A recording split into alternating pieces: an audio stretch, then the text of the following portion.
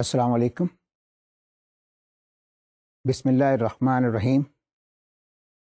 I welcome you to the 35th lecture for the series of lectures on advanced computer architecture. Today, we will continue our discussion onto the parallel processors with emphasis on cache coherence problems. After a brief review of what we discussed last time, we will talk about what do we mean by cache coherence,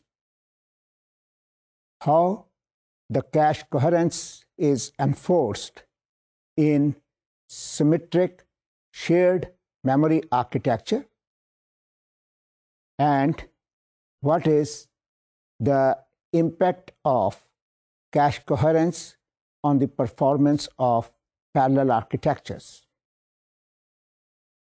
Last time, we introduced the concept of parallel processing, which is basically used to improve the performance of computers.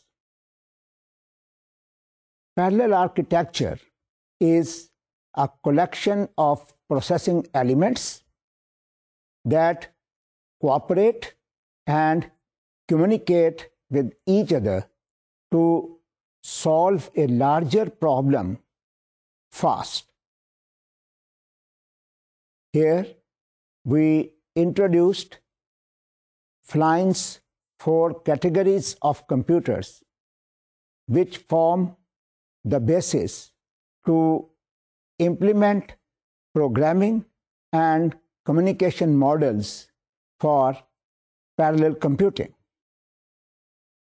The Flynn's categories are the single instruction, single data stream, or SISD, single instruction, multiple data stream, that is SIMD, the multiple instruction, single data stream, that is MISD, and multiple instructions, multiple data streams, that is MIMD.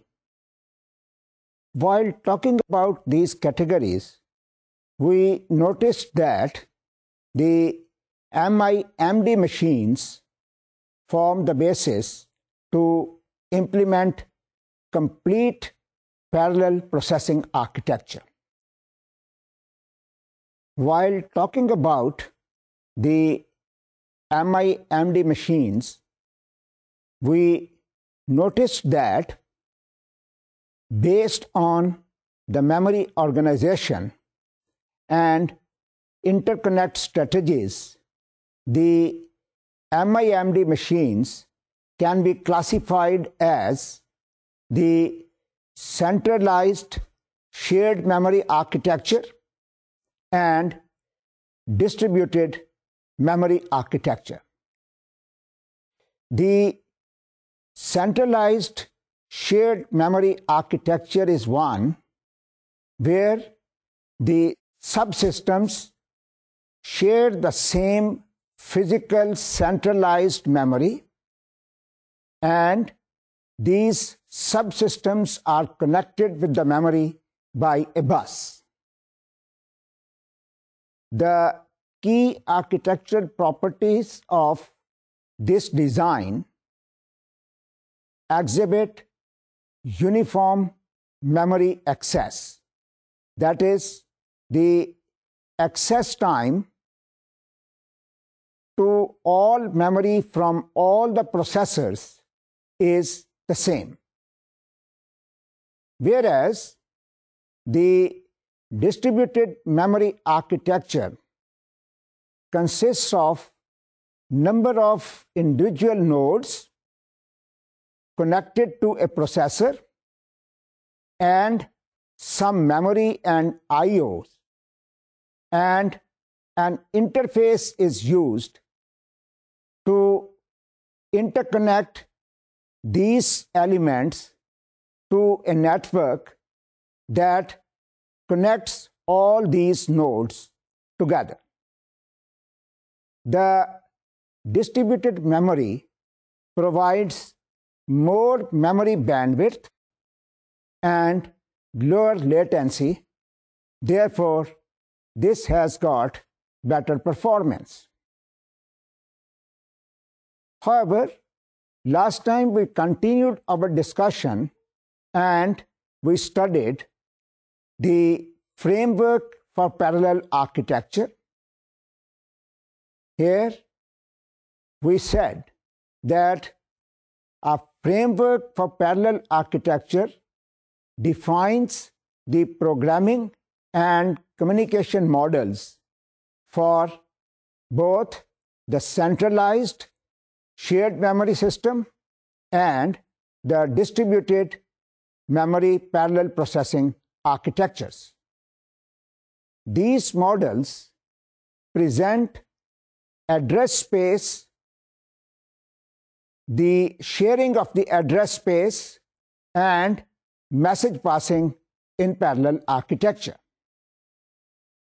Here, we also noticed that the shared memory communication model has compatibility with the shared memory processor hardware, and it offers ease of programming when communication patterns are complex or they vary dynamically during execution. Whereas the message passing communication model has explicit communication, which is simple to understand and is easier to use sender-initiated communication. Now, with this much introduction to what we discussed last time, today we will look into the sharing of the caches for multiprocessing in symmetric shared memory architecture.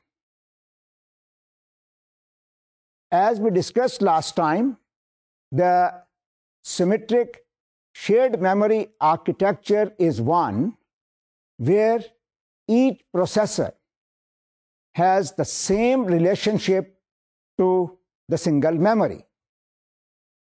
The small-scale shared memory machines usually support caching of both the private data as well as the shared data. Let us see what do we mean by the private data and the shared data.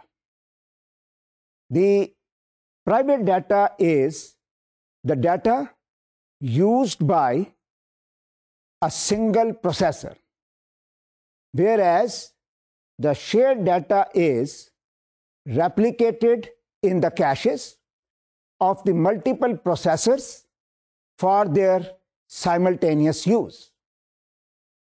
Here, you can note that it is obvious that the program behavior for caching of private data is identical to that of a uniprocessor, because no other processor uses the same data. That is, no other processor cache has got a copy of the same data. When shared data are cached, the shared value may be replicated in multiple caches. So, this is the basic difference between the private data and the shared data. The private data is not copied in other caches, whereas the shared data is copied in multiple caches. This results in reduction in access latency and it fulfills the bandwidth requirements. But due to difference in the communication for load store and the strategy to write in the caches, values in different caches may not be consistent. That is, there may be conflict or inconsistency for the shared data being read by the multiple processors simultaneously. This conflict or contention in caching of shared data is referred to as the cache coherency problem. We will define the cache coherency informally first, and then the formal definition will be given. Informally, we can say that the memory system is coherent if any read of a data item returns the most recently written value of that data item. This definition, in fact, contains two aspects of memory behavior, that is, the coherence and consistency. The coherence defines what value can be returned by a read, whereas the consistency determines when a written value will be returned by a read. Let us explain this concept of cache coherency and its associated problems with the help of a typical shared memory architecture shown over here. Here, you may note that the processors P1, P2, and P3 see old values in their caches as there exist several alternatives to writes to the caches. For example, in write-back caches, values written back to memory depends on which cache flushes or writes back value and when. That is, the value returned depends on the program order, program issue order, or order of completion, etc. It may be noticed that the cache coherency problem exists even on uniprocessors, where due to interaction between caches and I/O devices, the infrequent software solutions work well. However, the problem is performance critical in multiprocessors, because here, in case of multiprocessors, the order among multiple processes is crucial and it needs to be treated as a basic hardware design issue. So, with this much introduction about the cache coherency problem, let us discuss what does order among multiple processes mean.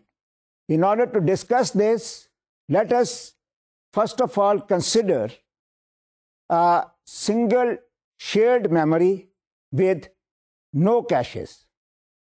Here, every read-write to a location accesses the same physical location and the operation completes at the time when it does so. This means that a single shared memory with no caches imposes a serial or total order on operation to the location.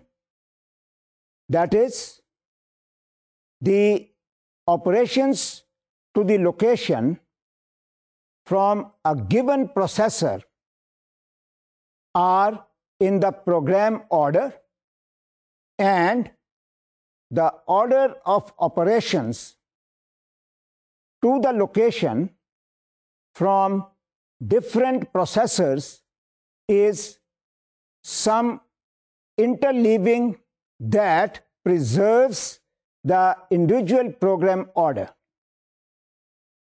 Having this much introduction to the case of single shared memory with no caches, let us talk about the single shared memory with caches. Here, the latest means the most recent in a serial order with operations to a location from a given processor in program order. Note that for the serial order to be consistent, all processors must see writes to the location in the same order. This is what do we mean by the order among multiple processes. With this much discussion on the cache coherency problem, we can say that a memory system is coherent if the result of any execution of a program is such that for each location it is possible to construct a hypothetical serial order of all operations to the location that is consistent with the result of the execution.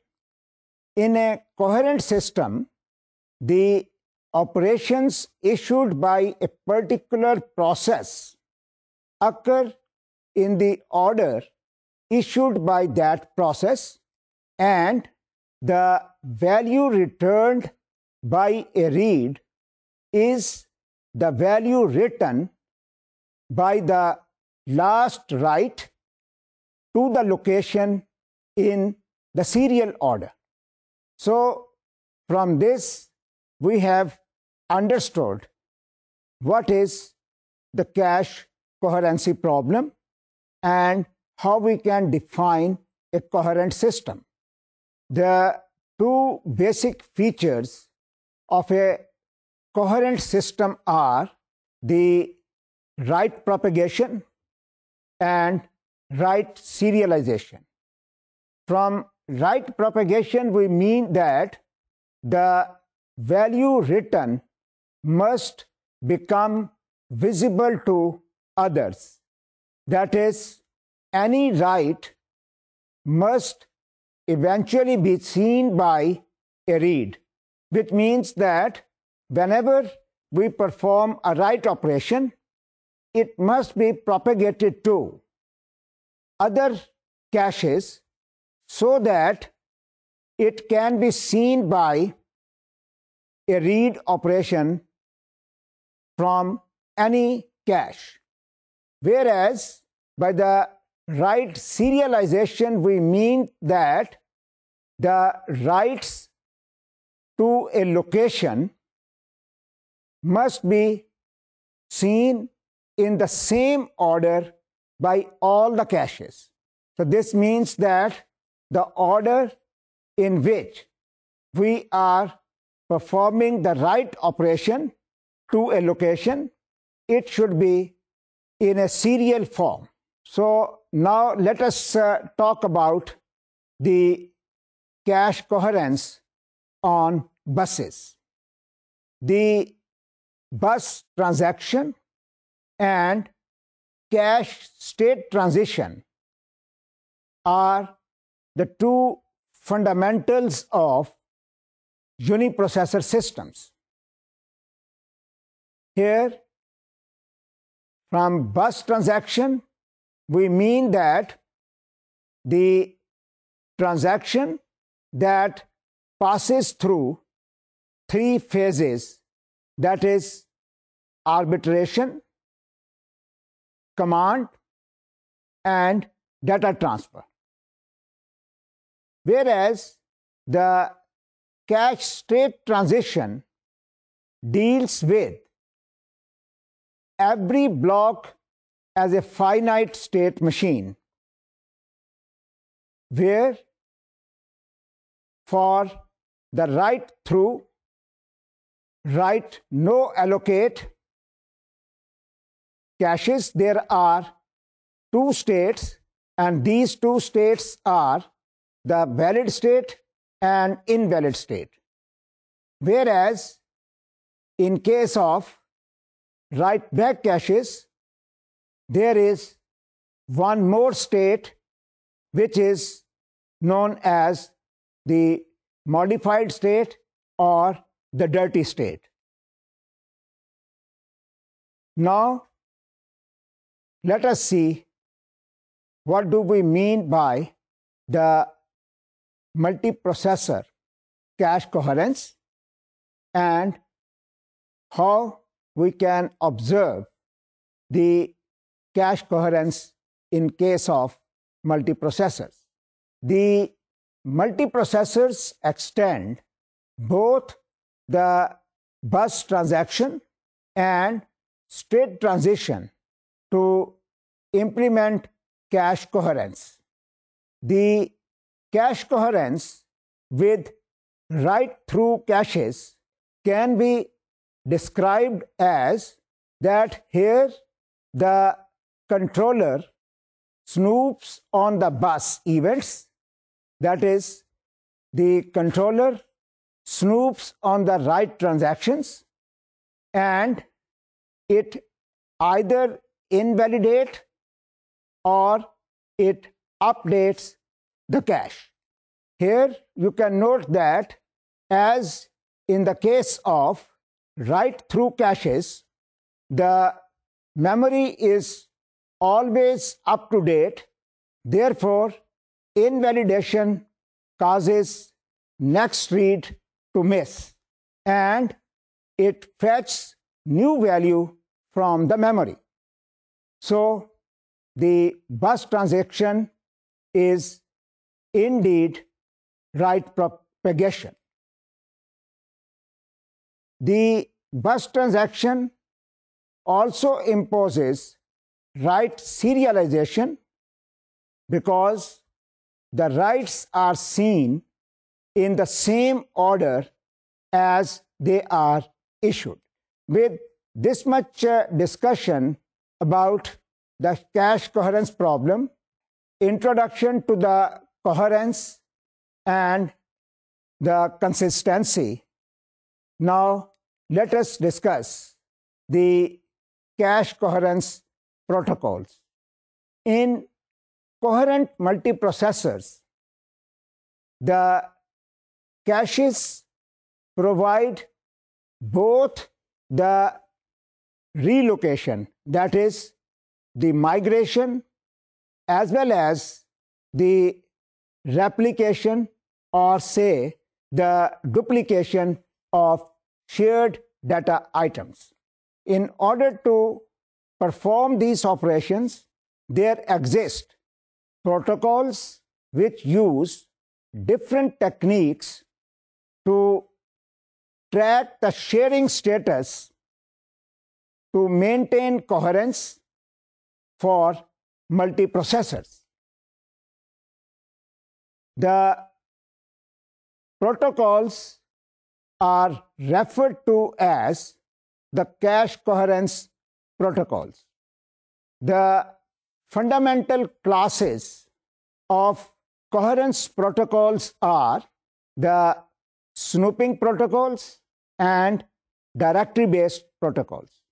The snooping protocols are those whereby all cache controllers monitor or snoop on the bus to determine whether or not they have copy of the block that is requested on the bus. Whereas the directory-based protocols consider the sharing status of a block of physical memory which is kept in one location called directory. Let us understand the Snoopy method. This method sends all requests for data to all the processors. Then the processors snoop to see if they have a copy, and then they respond accordingly.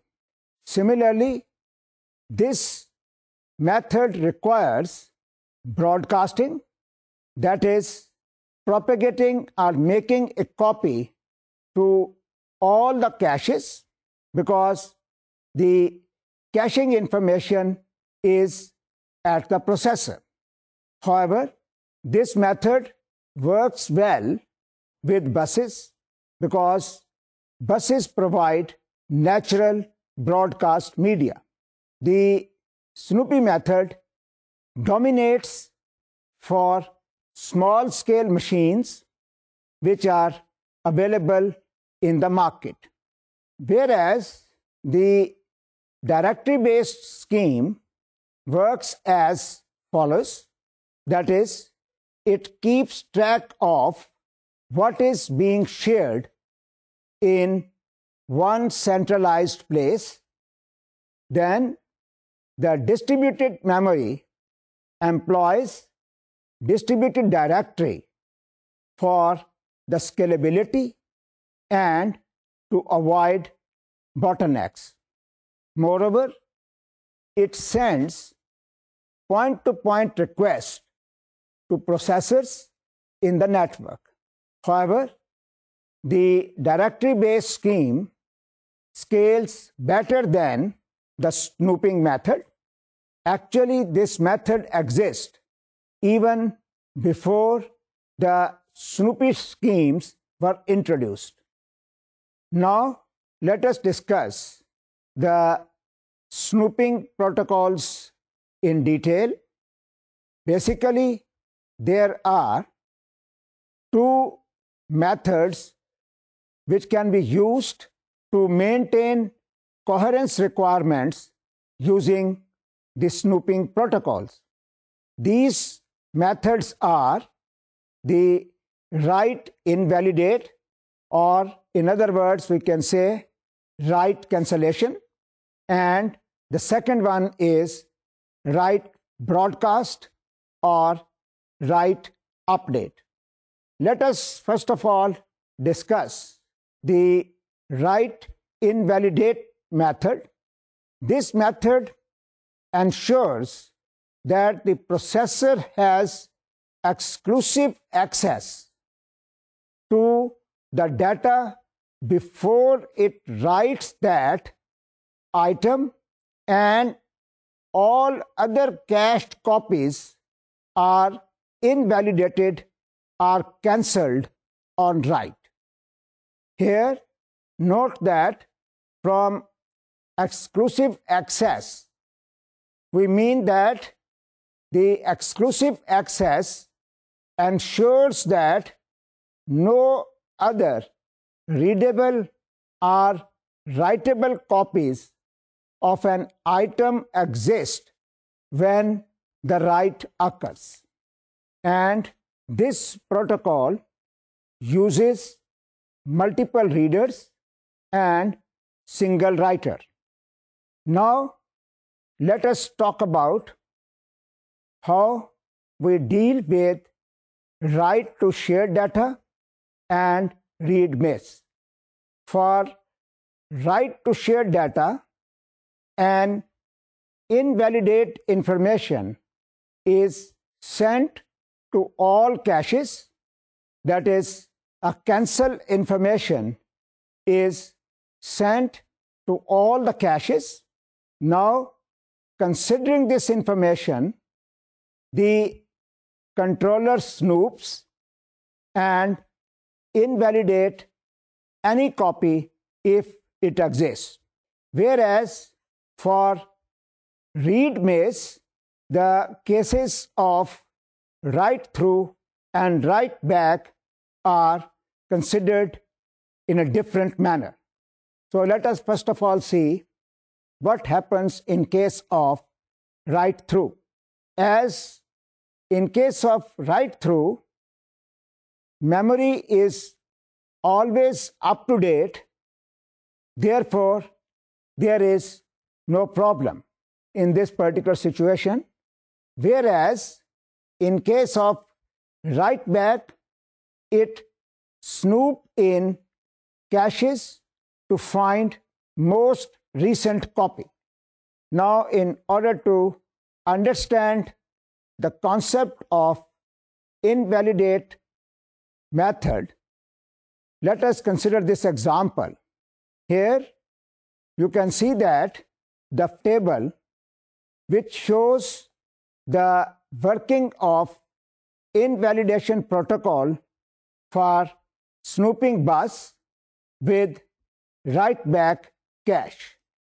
Here we assume that both the caches of the central processing unit A and the central processing unit B, they do not initially hold the value X, and that the value X available in the memory is initially having a value equal to 0.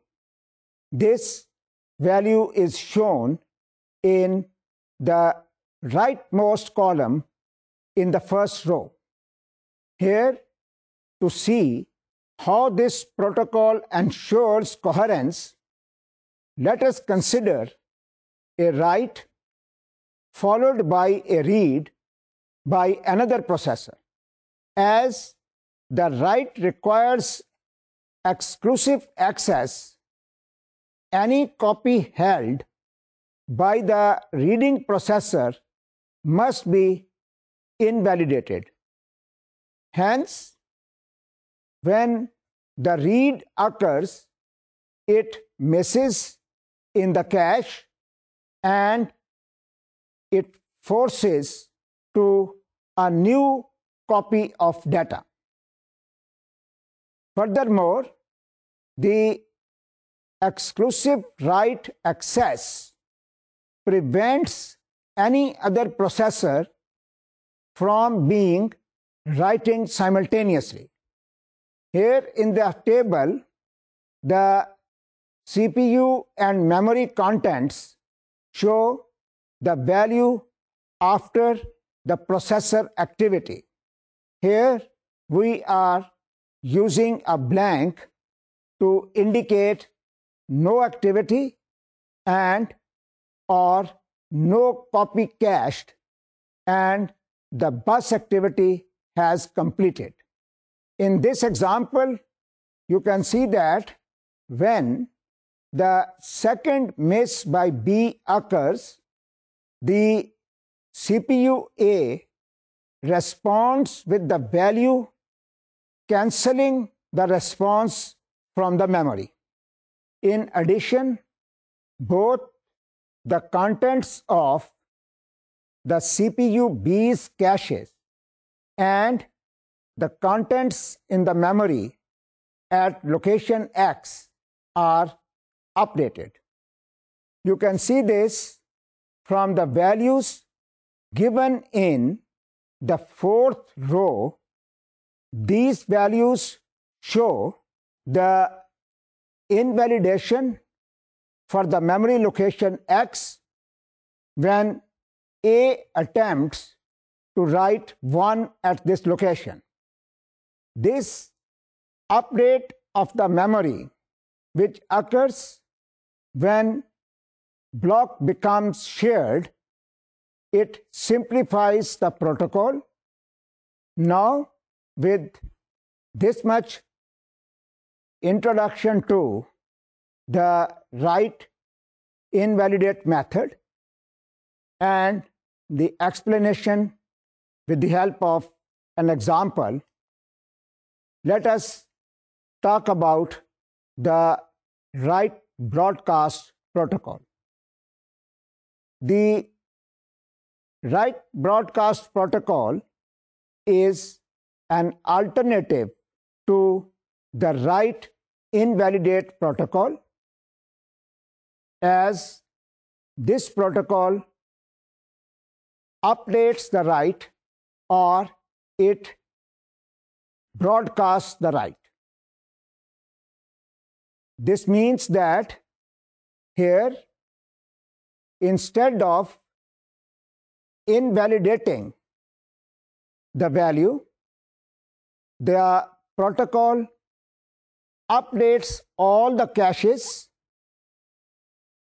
having copies of a data item when that item is written. So this protocol is particularly useful for write-through caches, because here for write to shared data, the processor snoops and it updates any copy by broadcasting on the bus. Now let us reconsider our previous example and see how this broadcast method is being implemented. Now this table shows the working of write update protocol for snooping bus with write back cache. Here, once again, we assume that both the caches of the CPU A and CPU B do not initially hold the value X, and that the value of X in the memory is equal to 0. This is once again shown over here by the entry in the rightmost column in first row. Here, the CPU and memory contents show the value after the processor and the bus activity have been completed. As shown here in the fourth row, when the CPU A writes a 1 to the memory X, it updates the value in caches of CPU A and CPU B as well as the memory at location X.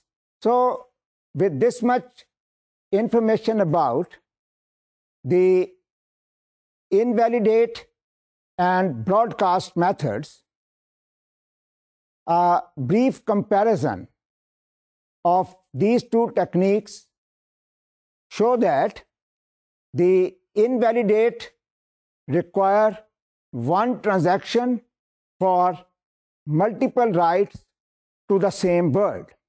Furthermore, the invalidate uses special locality, that is, one transaction for write to different words in the same block, whereas the broadcast has lower latency between write and read.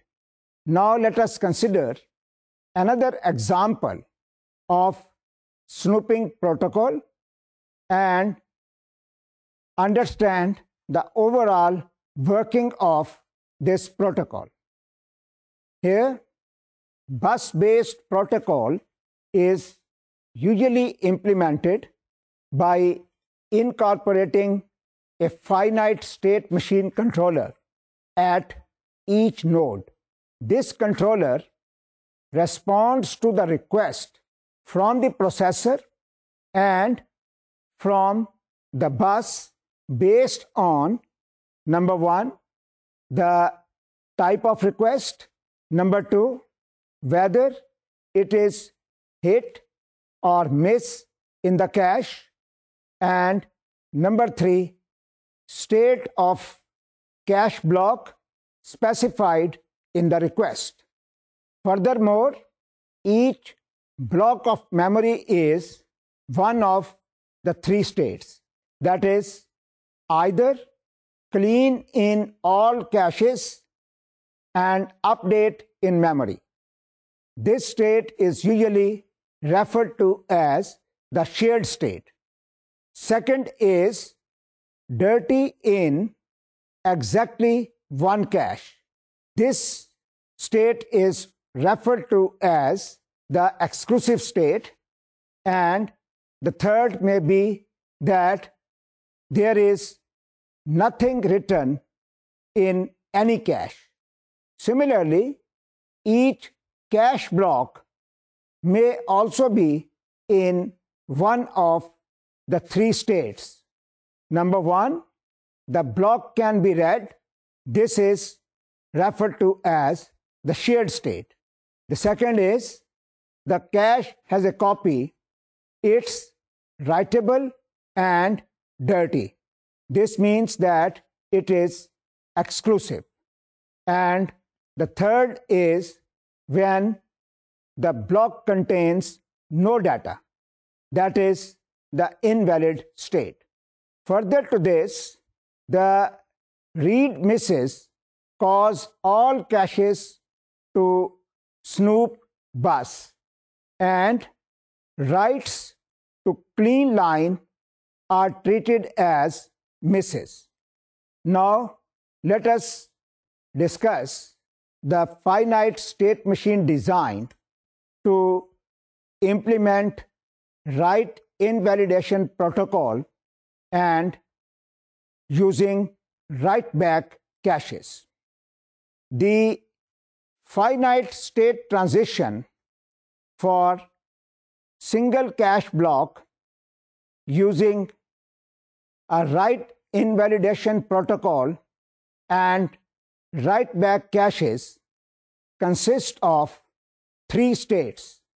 These states are referred to as the invalid state, shared state.